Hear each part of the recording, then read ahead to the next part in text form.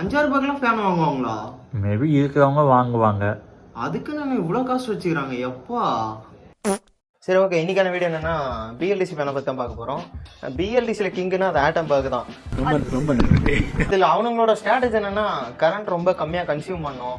அதுக்கப்புறம் ரிமோட்டில் கண்ட்ரோல் பண்ணிக்கலாம். Sound normal ஃபேனோட இதில் வந்து ரொம்ப கம்மியாக வரும். இதுதான் அவங்களோட ஸ்ட்ராட்டஜி. ஆனால் ப்ரைஸ் மட்டும் கம்மியாக இருக்குது. நார்மல் ஃபேனுக்கும் பிஎல்டிசி ஃபேனுக்கும் என்ன வித்தியாசம்? ரொம்ப கம்மியாக கன்சியூம் பண்ணுறது பிஎல்டிசி ஃபேனு. நார்மல் ஃபேன் வந்து அது கொஞ்சம் அதிகமாக கன்சியூம் பண்ணும். இப்போ வந்து வீட்டில் ஒரு ஃபேன் இருக்குன்னா அது வந்து கிட்டத்தட்ட ஒரு 75லேருந்து 80 வாட்ஸ் வரைக்கும் கரண்ட் கன்சியூம் பண்ணும். இது பிஎல்டிசி ஃபேன்னா 30லேருந்து 35 வாட்ஸ் வரைக்கும் தான் கரண்ட் கன்சியூம் பண்ணும். பிஎல்டிசினா ஃபுல் ஃபார்ம் என்னன்னா பிரஷ்லெஸ் டைரக்ட் கரண்ட்னு சொல்லிட்டு சொல்லுவாங்க. இதில் நம்ம ஒரு மாடல் பார்க்கணும்னா ஆட்டம்பர்க்ல ஸ்டூடியோ ப்ளஸ்ன்னு சொல்லிட்டு ஒரு மாடல்.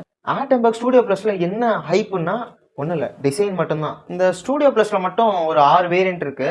ரிமோட்டில் என்ன இருக்குன்னா timer mode, sleep mode, LED mode, அதுக்கப்புறம் பூஸ்ட் மோடுன்னு சொல்லிட்டு ஒன்று இருக்குது. பூஸ்ட் மோட்னா ஒன்றும் இல்லைங்க, இந்த நார்மல் ஸ்பீடு வந்து ஒரு 5 வரைக்கும் இருக்குமா, அதை விட கொஞ்சம் எக்ஸ்ட்ரா ஓடணுன்றதுக்காக பூஸ்ட் மோடு. இந்த வெயில் காலத்துலலாம் வந்து பார்த்தீங்கன்னா அந்த 5 ஸ்பீடே பத்தாமல் இருக்கும்.